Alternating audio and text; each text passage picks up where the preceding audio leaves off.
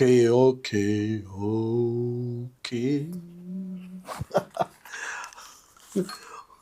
Ова ми е втор тейк на подкастов Слушај Ваму. Предходниот си се размуабетив едно пола сат. Што сум правил? Море вицои, море шармантен, море дигав тегови, бицепси, трицепси, играв рок-н-рол, свирев соло, качен на маса. Лудница беше, и кога гледам на крајот, сум заборел да пуштам снимање. И сега, ништо, сувопарно, ке тераме. Драги мои, драго ми е што ве гледам, здраво, добре дојдовте уште еднаш. Ви посакувам да се дружиме уште долго и мојата намера е тоа да го правам многу долго време и многу често, многу почесто од што до сега. Нормално, по инспирации. Ја не работам со текстови, не работам со концепти, ја работам со некаква интуитивност, акумулирам податоци и си го изнесувам своето мислење на еден популарен, популистички, со свој речник, кому му се допаѓа, кому не му се допаѓа, кој сака нека се огради, кој сака нека се загради, кој не му е интересно, па имате многу убави геј подкасти да си гледате таму. Ако и тоа не ви се свиѓа, еневија фарма, изборот е голем и нормално. Колку е дното пониско, толку е популарноста поголема. Значи, ја кога бев дно, имав енормна популарност. Сакам да се навратам на 2008 година. Тоа е годината кога е, може би тука негде, почетокот на пикот на емисијата која ја водев, која траеше по... Ова комарец беше? Не е вајда. Као е... Па какво е времево? Ова глобалново заладување ме препоти денеска. Туку, работев многу. Емисијата тераше и по 5 сати, затоа што имаше огромни блокови со реклами. Толку многу се рекламираше. Дури немавме маркетинг агенција, сами доаѓаа фирми, плаќаа, не знам, за еден блок реклама, пуштање у емисија или 2 пуштања, 500 евра, не прашуваа, 30 секунди спот, 4 пати, ова, она, ваму и тамо. Мене ме кошташе тоа здравје. Мене многу ме кошташе здравје, физичкиот напор и стресот, а плюс тоа и вие не бевте милозливи, знаеш, си рекол вака, си рекол така, знаеш, народот обично разгаѓен у гаќи купени од пазар, пикнал левата рака, игра карамбол и за ова, ја знам боле и така натаму. И сето тоа треба па да го истрпиш и нормално негде ќе пукне. Првен ќе пукне инфаркт, па ќе ти пукне нога, па ќе ти пукне на канцер, па се лечиш, па ќе се извади, сирџиите ќе викаат фала Богу го закачи и овој. И после кога ќе видат дека си се излекол, мјау, како и да е, не се занимавам со себе, нити што ќе биде, како ќе биде, терам додека можам. Да, имав еден период каде што стварно не можев рационална мисла да срочам и направив подолга пауза, се надам сега малце почесто дека ќе ме има во програма. Погледнувам само дали добро е снимам. Значи, 2008 година е многу клучна година и ја памтам многу добро, не заради рекламите и од најдобрата заработка која ја има во животот, една од најдобрите,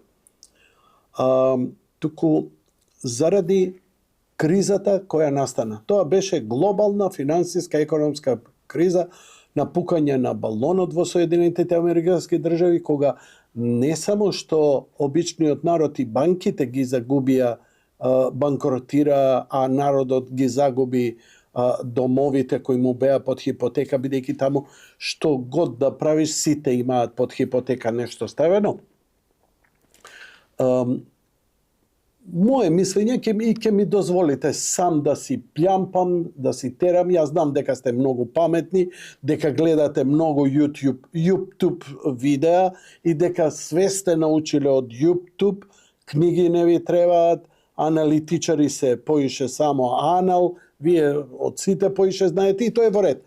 Но дозволете ми и јас да си бидам сличен како вас и да си го кажам моето мислење. Таа криза беше резултат на 2001. Иако 2001 е само последица на она што се случи 1999 година, бомбардирањето на Србија. Бомбардирањето на Србија од страна на НАТО беше една штих проба да се види како ќе реагираат големите сили, како ќе реагира Боранија и како ќе се контролира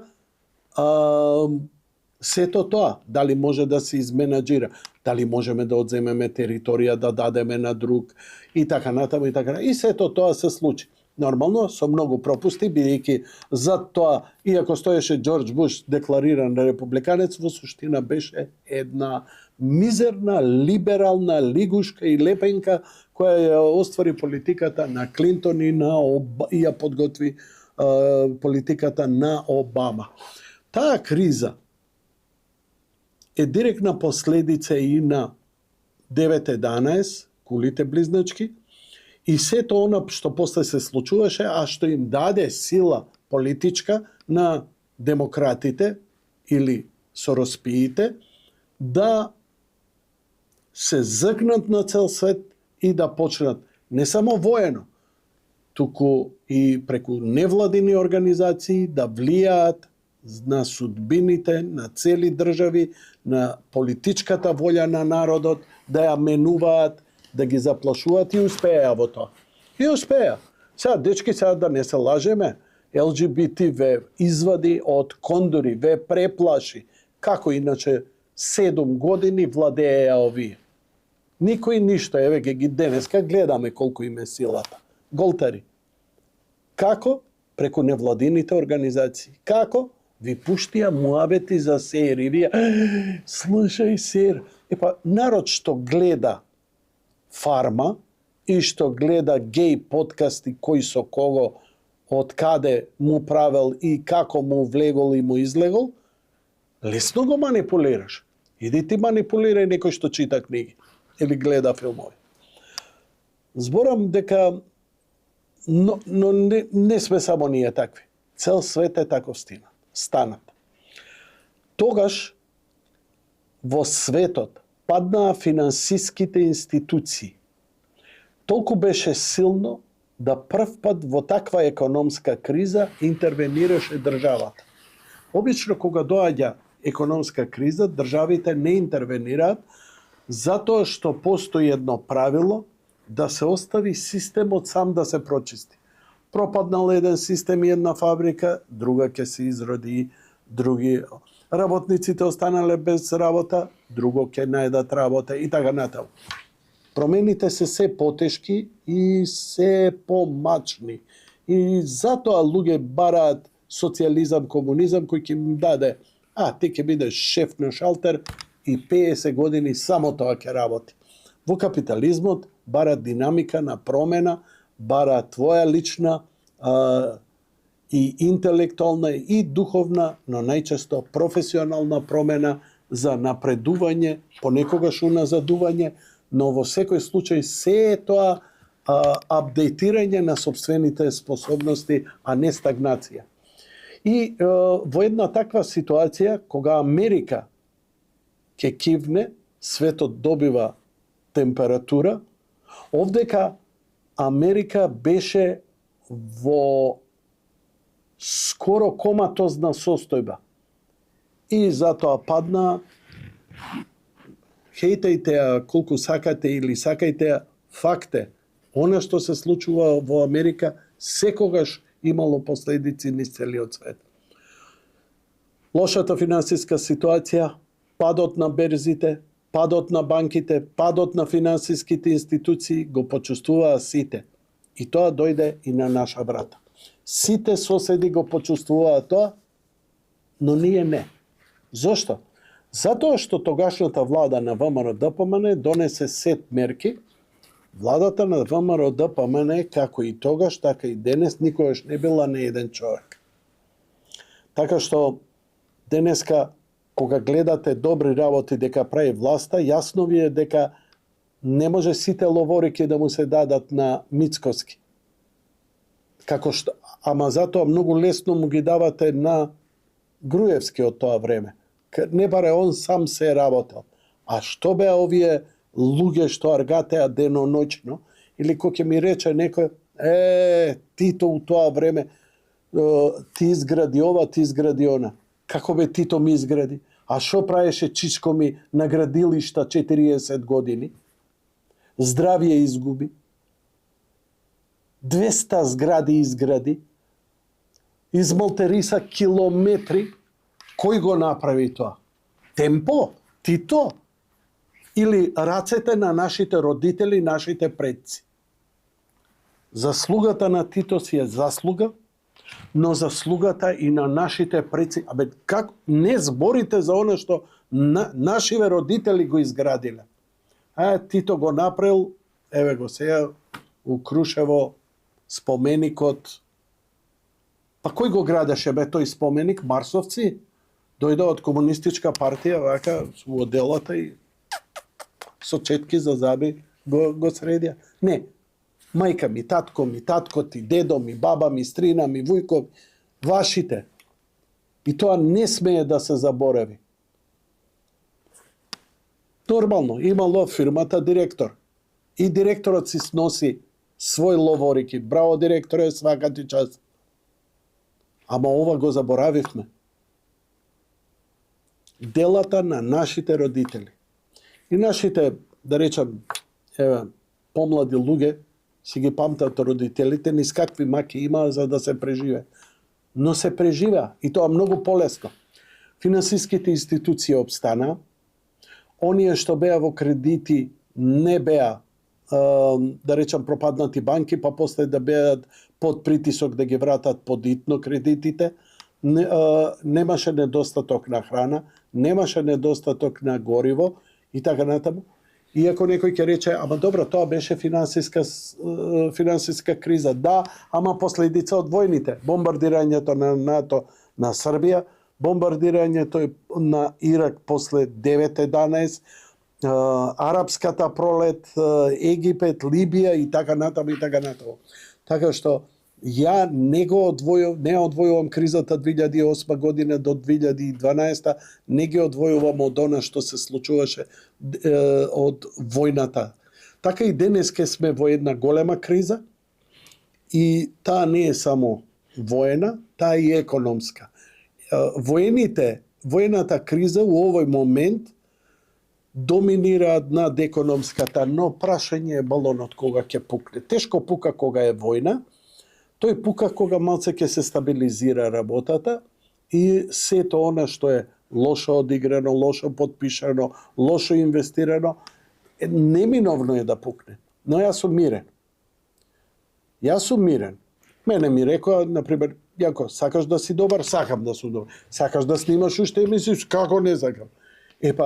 Мора да бидеш смирен, да спиеш, да рекреираш и да си свиркаш, да уживаш. Што е најтешко за мене? Ја не знам како луѓе можат да се опуштат и така. Но го учам тоа.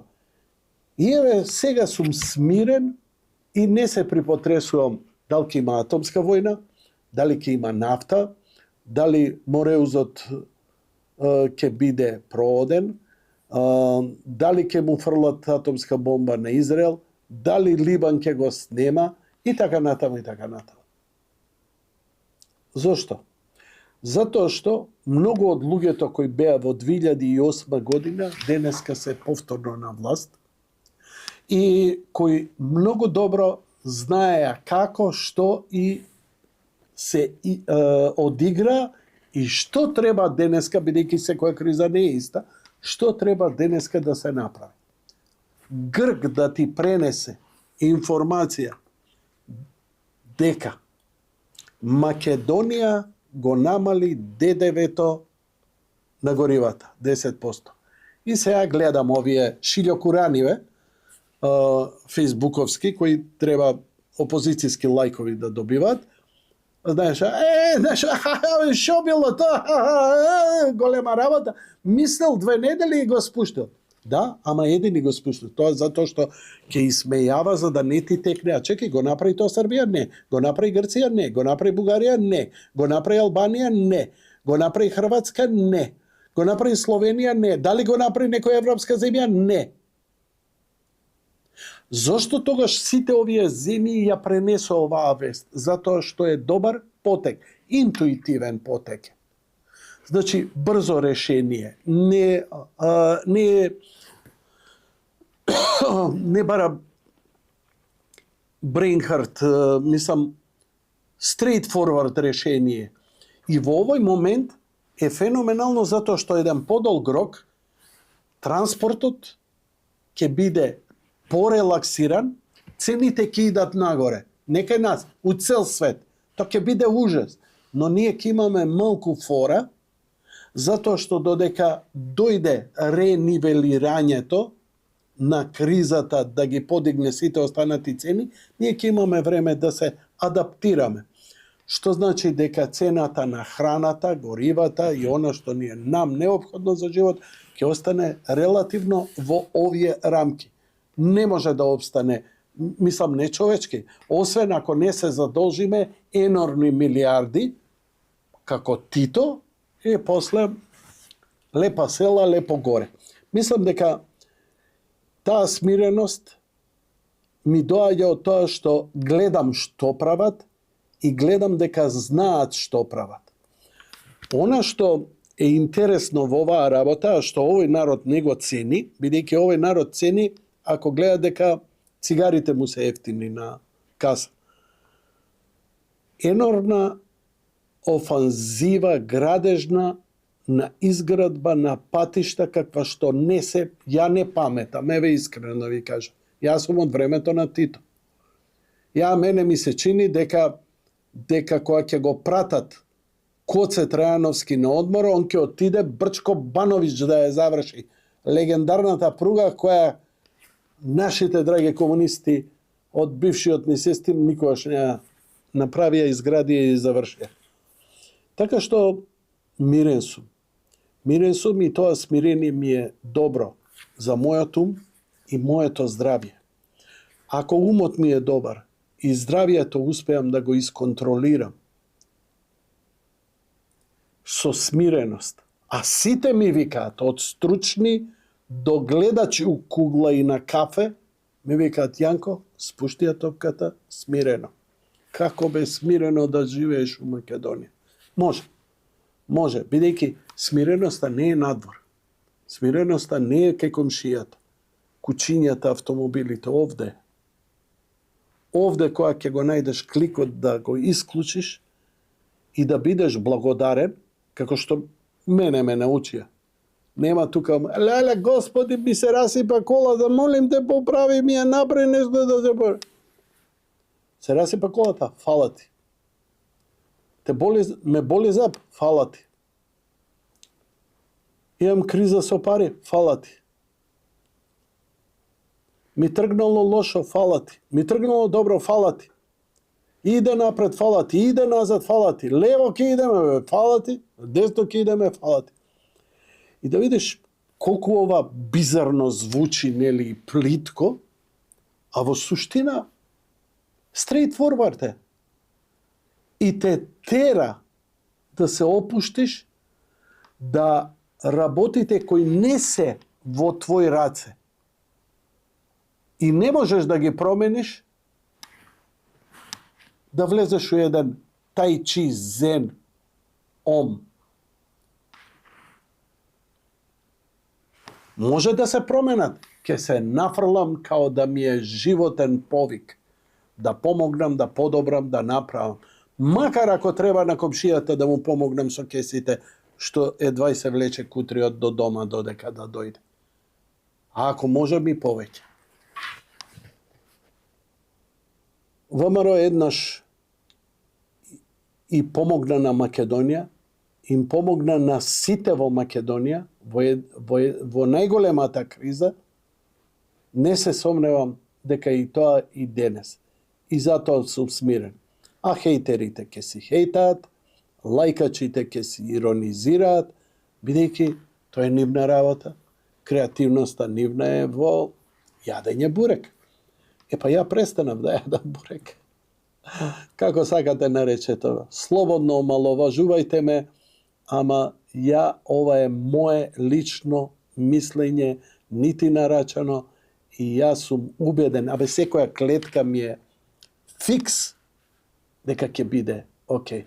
Затоа ја само немам што друго да ви кажам, освен слушај ваму и се слушаме и гледаме.